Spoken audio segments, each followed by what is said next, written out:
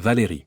Je faisais méticuleusement mes valises pour ma réunion d'anciens élèves, en évitant délibérément tout ce qui pourrait éveiller les soupçons de mon mari. L'intimité avec d'anciennes flammes n'était pas à mon ordre du jour, en particulier avec Randall Brigg, un ancien amant. Ma motivation première était de reprendre contact avec des amis chers disséminés à travers le pays, une occasion rare de se retrouver. Cependant, une motivation secondaire, secrète, se profilait, montrer à Randall un moi transformé, dissiper l'image qu'il s'était faite de moi, celle d'une jeune femme facilement influençable. Sa vantardise de m'avoir conquise me piquait encore, même si je n'étais pas tout à fait inexpérimenté à l'époque.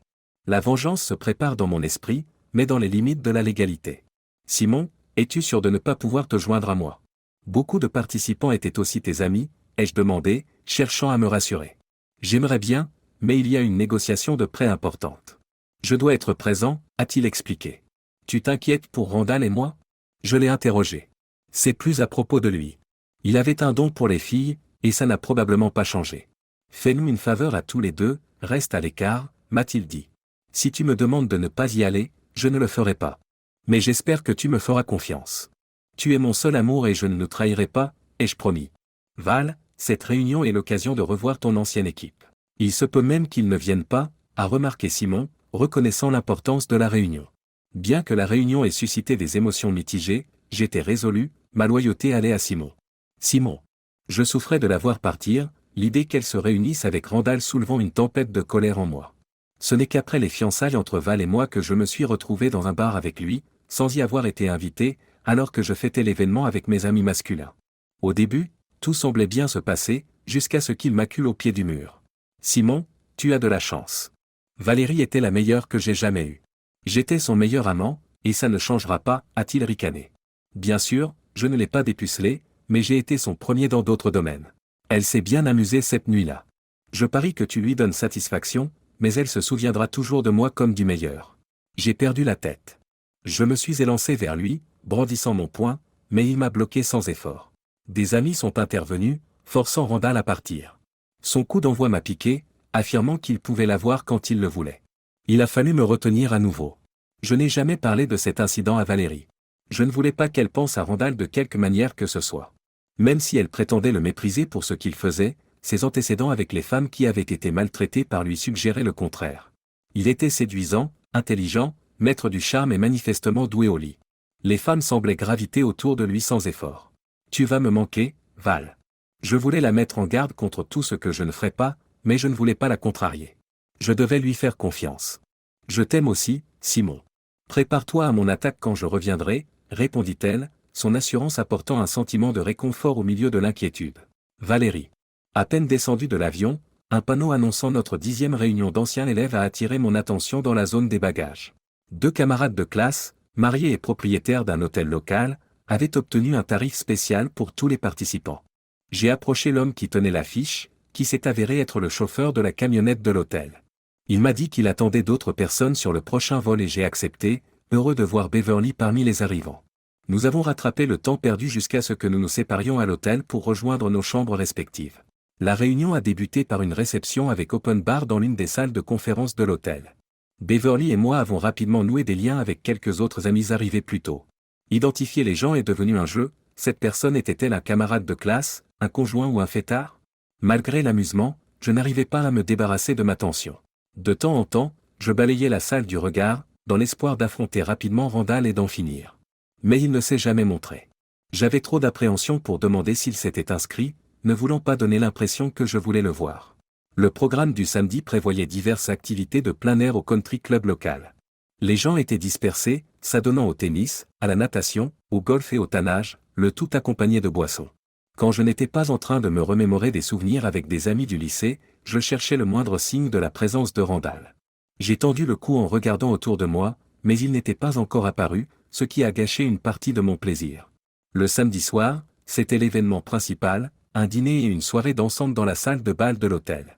Dans ma chambre, j'ai évalué mon apparence dans le miroir, en cherchant à me donner une allure à la fois conservatrice et séduisante. Les gens me décrivaient souvent comme séduisante, avec un visage et un corps qui attiraient l'attention. J'étais encore proche de mon poids de lycéenne, et j'accentuais ma silhouette avec un soutien-gorge qui mettait ma poitrine en valeur. Ma robe faisait en sorte que les regards s'attardent, et mes cheveux bruns courts et ondulés semblaient susciter l'approbation. J'ai toujours attiré l'attention, et ce soir ne ferait probablement pas exception, tant qu'il s'agissait de regards et non d'attouchements. Beverly et 3 de nos amis occupaient une table avec un autre couple, dont l'un était un camarade de classe mais ne faisait pas partie de notre cercle habituel. Nous n'avons pas beaucoup discuté avec eux pendant le dîner. Après le repas, alors qu'un groupe jouait des airs nostalgiques, l'atmosphère s'est transformée en un lieu de rencontre, mais peu de gens se sont encore rendus sur la piste de danse. Les boissons et les conversations ont pris le devant de la scène. Après quelques verres, un vieil ami m'a invité à danser, sa femme, également une amie, n'avait pas envie de danser, j'ai donc accepté avec sa bénédiction. Au milieu de la danse, il a fait sa grande entrée, Randall Brigg. J'avais oublié à quel point il était impressionnant. La mèche de cheveux familière qui tombe sur son front est toujours envoûtante, la rumeur voulant que le simple mouvement de ses cheveux provoque l'extase. Il semblait en excellente forme, peut-être même plus athlétique qu'au lycée, lorsqu'il pratiquait la natation en compétition. Lors des compétitions de natation, des hordes de filles se pâmaient devant le physique de Randall, surtout lorsqu'il portait un maillot de bain moulant. Sa sortie de l'eau était accueillie par des soupirs audibles, grâce au contour de son anatomie. Mon cœur a battu la chamade à sa vue, malgré mon dédain. Randall saluait tranquillement les gens, dégageant de l'assurance sans l'air arrogant de nos années de lycée. Il semblait sûr de lui, mais remarquablement poli. De retour à la table, Beverly commente « Mon Dieu, Randall est encore plus séduisant maintenant. Je me demande à quelle vitesse il va charmer une femme ce soir, et pourquoi j'ai envie d'être l'une de celles qu'il choisit. Beverly, tu es mariée. Qu'est-ce qui te prend? Rien qu'une bonne aventure ne puisse s'arranger. J'adore Hank, mais j'ai envie d'un renouveau d'un soir. Je suis excité rien qu'en pensant à Randall. Allez, ne me dis pas que tu ne le ressens pas toi aussi. Après tout, tu l'as déjà goûté une fois. Je l'ai regardé avec incrédulité, repoussé mais reconnaissant à contre-ségur un soupçon d'excitation. Beverly, j'ai eu ma dose de lui quand j'étais follement jeune. J'ai maintenant le plus merveilleux des maris, et je ne vais pas le compromettre pour un Casanova égocentrique. Valérie, voyons. Tu sais que ton statut a grimpé en flèche après qu'il se soit vanté de vous deux. Beaucoup de filles ont souhaité avoir cette chance. Certaines sont ici ce soir et espèrent encore qu'il les choisira. Eh bien, ne comptez pas sur moi. J'ai préparé un discours pour Monsieur Lotario qui rendra ma position claire comme de l'eau de roche. Au fil de la soirée, Randall continua à se mêler aux gens, surtout aux femmes. Parfois, les rires fusent, parfois les femmes s'éloignent, visiblement dégoûtées, tandis que d'autres font part de leur disponibilité. Randall est resté calme pendant qu'il naviguait dans la salle. C'est alors que nos regards se sont croisés. Je me suis dit, bon sang, il m'a surpris en train de le regarder. Oh non, pas ce sourire. C'est ce sourire qui m'a incité à le laisser franchir les limites. Courage, ma fille. Il arrive. Valérie, puis-je avoir l'honneur de cette danse? Il a remarqué mon hésitation. Je promets de bien me tenir. S'il vous plaît? À contre-ségur, je l'ai laissé me conduire sur la piste de danse pour un slow. Je me sentais confiante, peut-être un peu trop, car mes défenses étaient prêtes et mon attaque préparée. Étonnamment, il a gardé une distance respectueuse, n'essayant pas de me rapprocher ou de placer sa main plus bas dans mon dos. Son sourire permanent m'a désarmé et je me suis vite retrouvé à sourire à mon tour. « Tu es si belle quand tu souris », dit-il, sa sincérité me prenant au dépourvu. M'attendant à une réplique typique, j'ai froncé les sourcils. Il l'a remarqué. Je suppose que je devrais aller droit au but. Val, tu es la principale raison pour laquelle je suis ici ce soir. Je veux m'excuser pour la façon dont je t'ai traité au lycée. Il n'y a pas d'excuse pour mon horrible comportement. Je devrais faire d'immenses changements juste pour sortir de l'état de racaille. Tu m'as fait le plus beau des cadeaux, et je l'ai trahi en me vantant. Il est difficile d'admettre que j'ai été une personne méprisable. J'espère que tu me pardonneras, mais je me contenterai que tu ne me détestes plus. Je suis resté abasourdi, mon discours préparé s'étant évanoui de mon esprit. Il a continué. Je ne peux pas m'attribuer le mérite d'être devenu une meilleure personne. Il a fallu qu'une femme remarquable me remette les pendules à l'heure. Une fois que je l'ai rencontrée, j'ai voulu faire ce qu'il fallait pour elle. Les compliments étaient sincères, il n'était pas un moyen d'arriver à mes fins. Je me sentais chanceux qu'elle me tolère. Bien qu'elle n'ait jamais dit un mot contre moi, elle m'a fait confronter mes actes. Elle m'a fait pleurer sur mes erreurs passées. Grâce à elle et au AA, je suis sobre depuis 17 mois et 3 jours. Lorsque j'ai quitté la désintoxication, j'étais brisé. Elle m'a reconstruit. Je suis lentement devenu un nouvel homme avec un nouveau but. Je lui dois ma vie. Randall, elle a l'air incroyable. Où est-elle ce soir? Mélodie est rentrée à la maison. Nous nous sommes demandé s'il était préférable qu'elle vienne. Lorsque nous avons discuté de mon besoin de m'excuser auprès de vous et des autres, elle a pensé qu'il valait mieux qu'elle reste. Cela lui ferait mal de voir que certaines femmes sont toujours en colère contre moi. De plus, je ne savais pas si j'aurais le courage de le faire si elle me regardait. Cela me briserait de la décevoir. Vous avez peut-être remarqué mes tentatives d'excuses ce soir, certaines se sont bien passées, d'autres non. Je n'en veux pas à ceux qui sont rancuniers. Je suis juste déçu de ne pas avoir pu faire plus pour apaiser leur haine. Les larmes lui montent aux yeux. J'ai attendu avant de venir vous voir. J'ai toujours pensé que tu étais celui à qui je devais le plus d'excuses. Simon est un homme chanceux. Si j'avais pu concevoir la femme parfaite physiquement et émotionnellement, elle te ressemblerait. Maintenant, j'ai trouvé quelqu'un d'autre. Mélodie n'est pas comme toi à bien des égards, mais elle est parfaite à d'autres. Je ne vais pas tout gâcher. Son étreinte ressemblait plus à une recherche de réconfort qu'à de la romance. À la fin de la danse, il m'a souhaité bonne chance et m'a embrassé brièvement sur la joue avant d'aller parler à d'autres personnes. De retour à la table, Beverly a ajouté, « Tu lui as vraiment dit ce que tu pensais. » J'étais prête à le faire, mais il a passé son temps à s'excuser pour la façon dont il m'a traité. On dirait qu'il a une femme qui a changé sa vie. Val, j'ai entendu dire que sa femme est magnifique mais souvent en fauteuil roulant à cause de la sclérose en plaques. Elle travaille toujours à temps partiel et fait de la charité quand elle le peut. La rumeur dit qu'elle ne sent plus rien quand ils font l'amour. Ironie du sort, 1. Le plus grand joueur de l'école est coincé avec une femme qui ne peut plus rien sentir. Beverly, parfois tu me dégoûtes. Rappelle-moi pourquoi on est amis. Parce qu'on connaît trop de secrets l'un sur l'autre. Nous avons ri ensemble. Au fur et à mesure que la soirée avançait et que les boissons faisaient leur effet, poussé par les excuses de Randall, je me suis senti obligé d'exprimer ma gratitude. Au prochain slow, je l'ai invité à danser. Il a accepté. Je l'ai serré contre moi et j'ai parlé au son de la musique.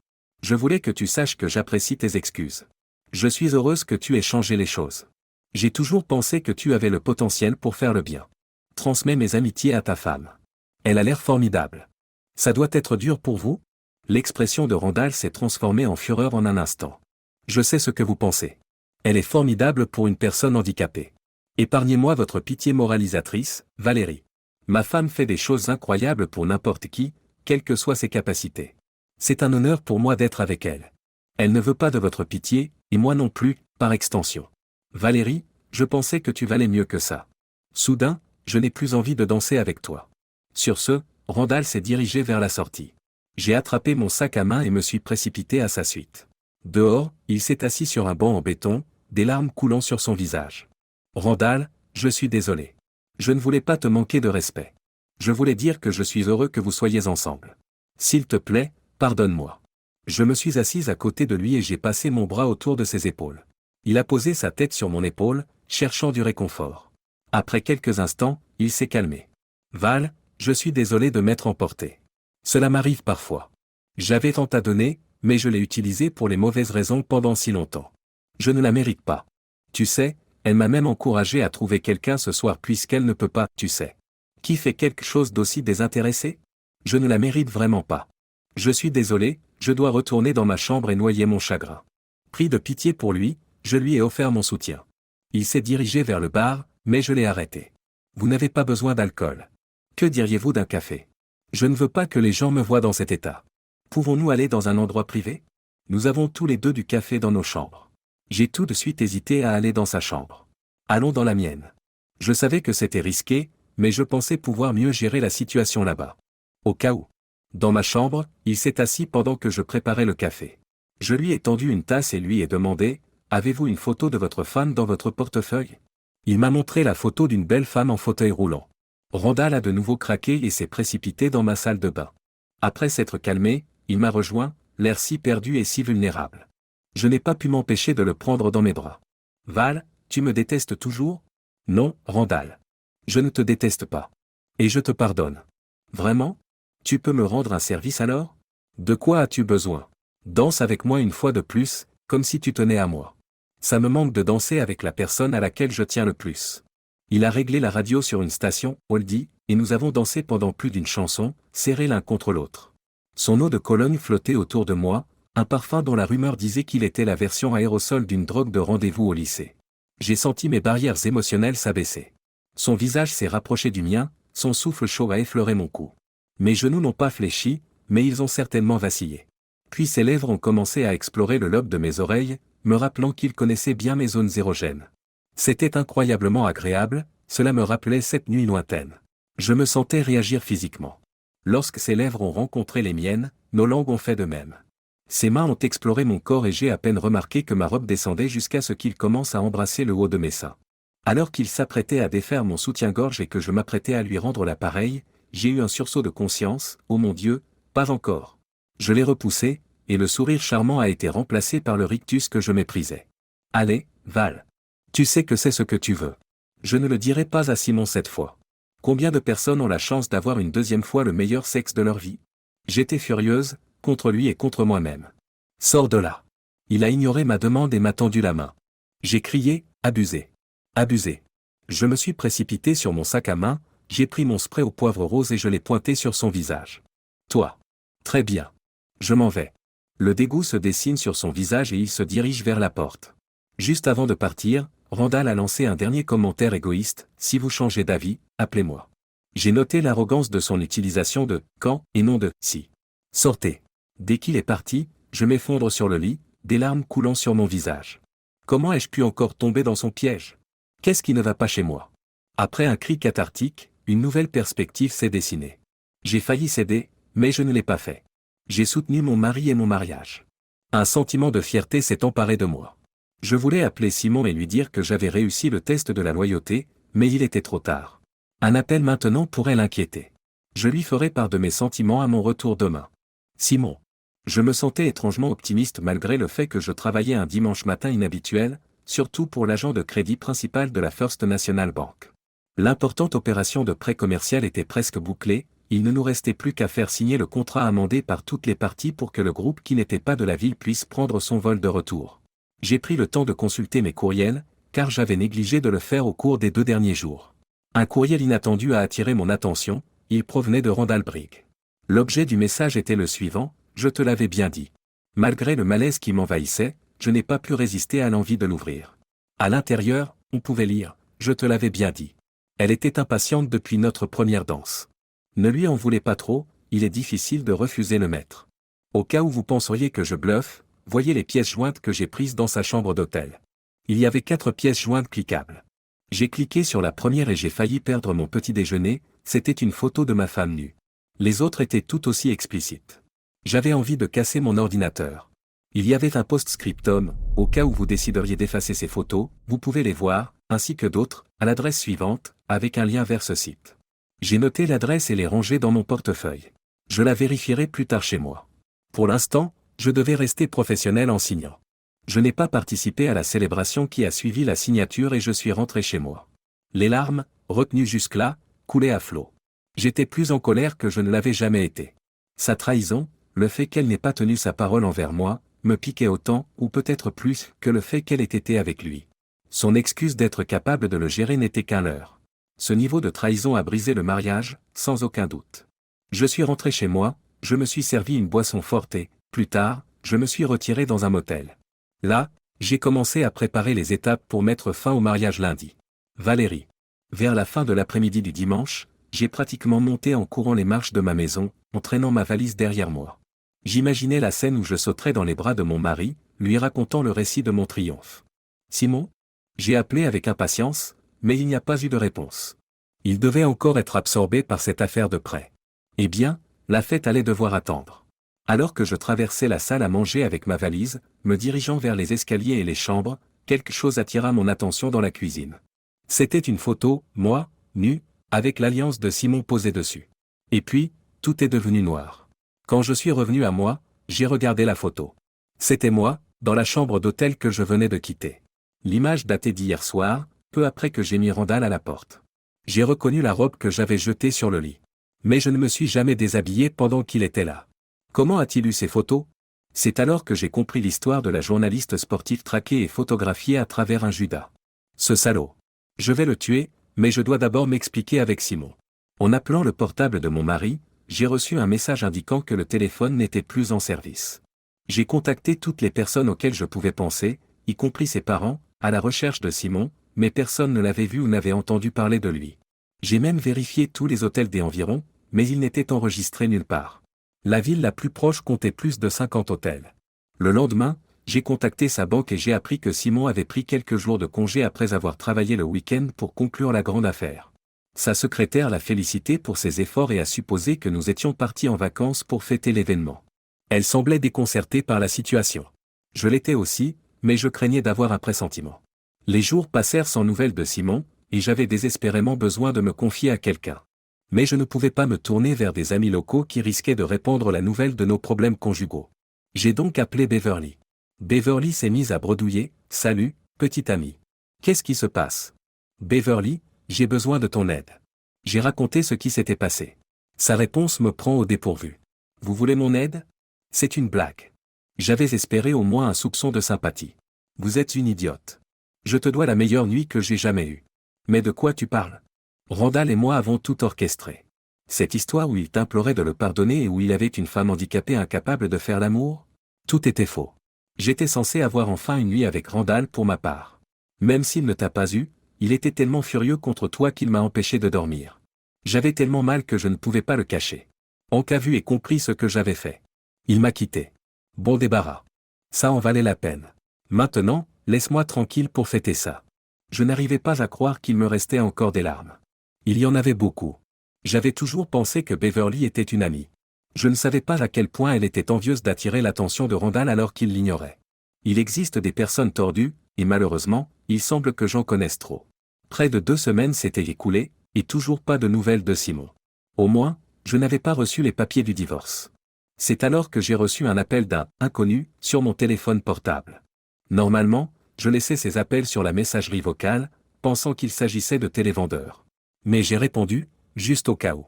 C'était Simon. « Bonjour, Valérie. »« Oh, Simon, je suis si contente que tu aies appelé. Je peux tout expliquer. Ce n'est pas ce que tu crois. Donnez-moi juste un chat. S'il vous plaît, ayez un peu de dignité et épargnez-moi les fausses explications typiques d'un tricheur. J'espère que tu ne vas pas prétendre que ces photos ne sont pas de toi. Non, c'est moi, mais je... Tais-toi, Valérie. Je veux que tu saches que j'ai vu un avocat spécialisé dans le divorce, et qu'il a rédigé. Non, Simon. S'il te plaît, pas de divorce. Laisse-moi t'expliquer. Je peux arranger ça. Tu peux arranger ça ? Je ne vois pas comment. Peux-tu retirer les photos ? Pouvez-vous laisser Randall partir ? Voilà ce qu'il faut faire, tu arranges ça, et tu m'appelles. Mais je n'ai pas votre nouveau numéro. Son appel n'a été entendu par personne. Je n'ai pas eu beaucoup de temps pour me complaire dans ma misère. J'ai eu d'autres ennuis. Simon m'a envoyé un lien vers un site web.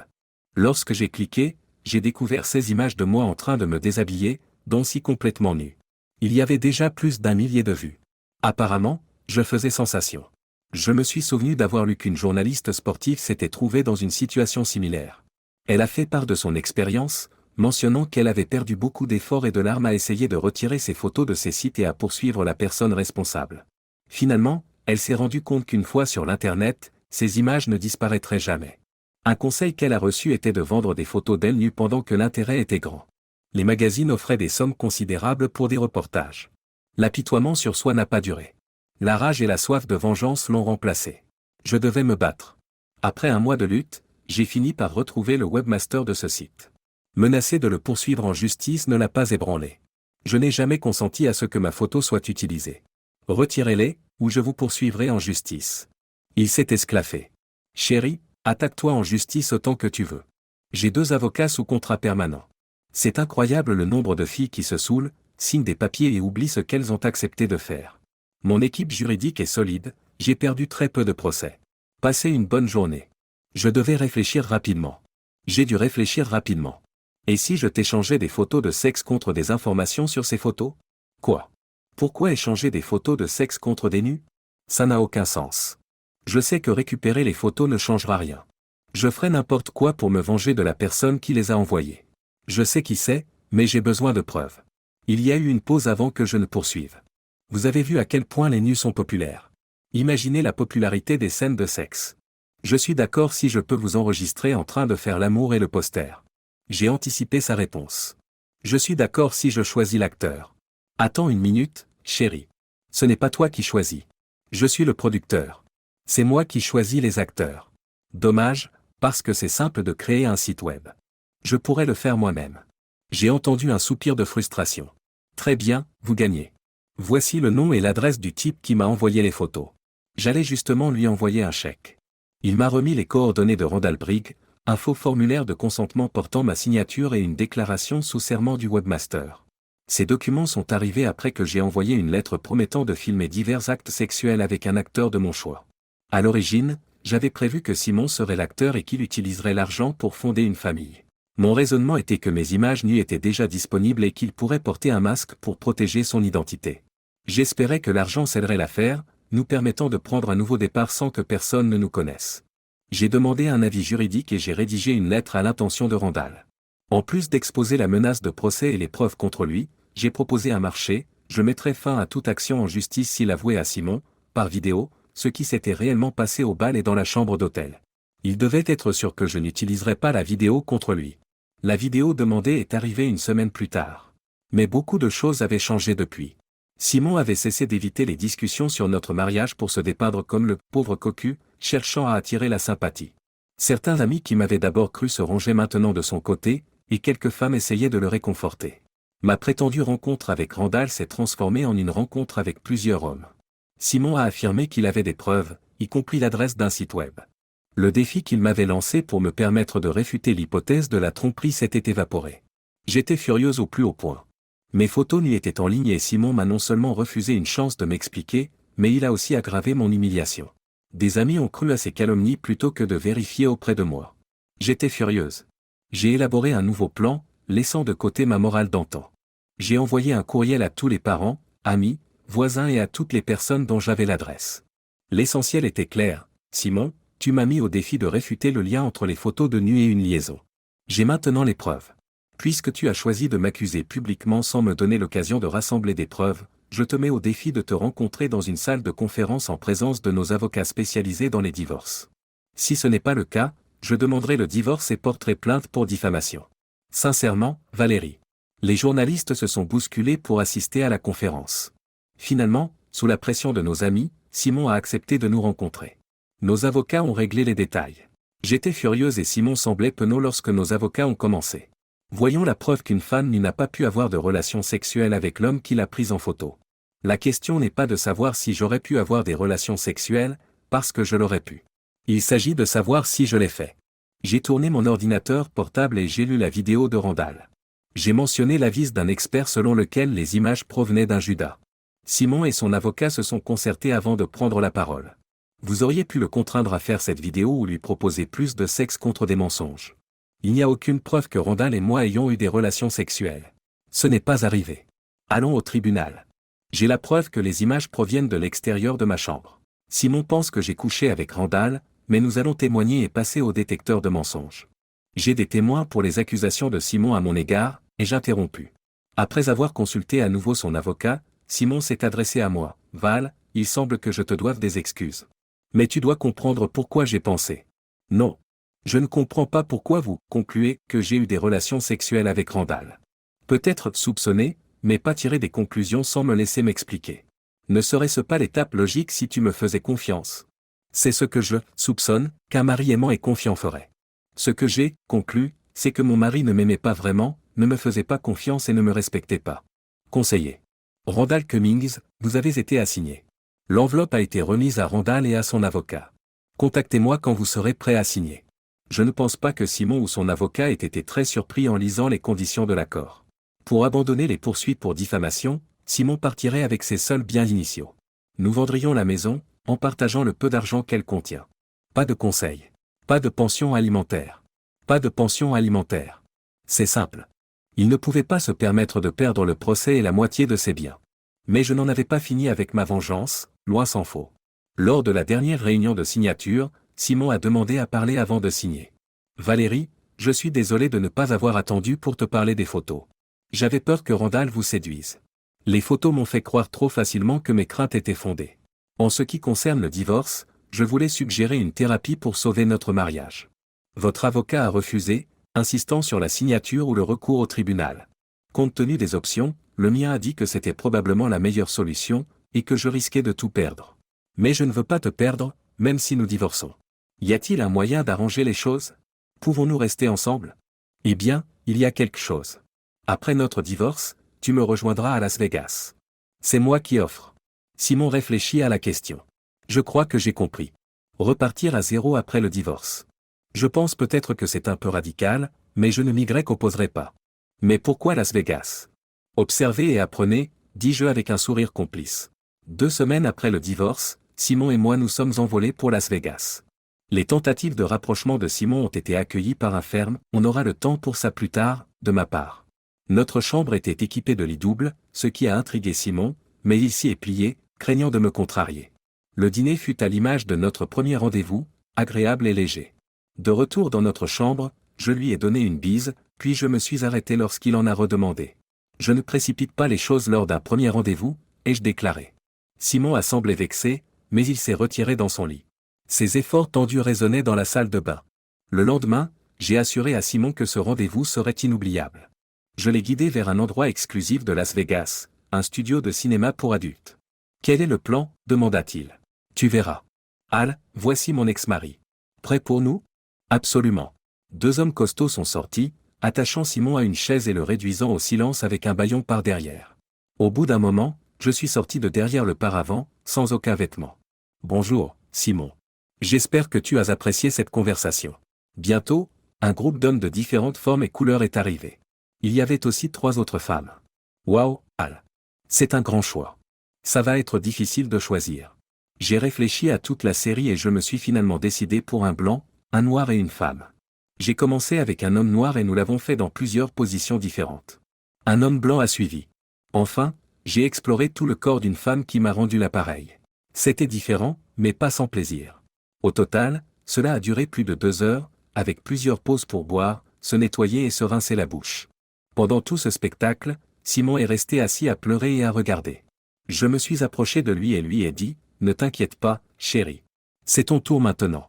Grâce à toi, beaucoup de gens pensent que je suis une salope.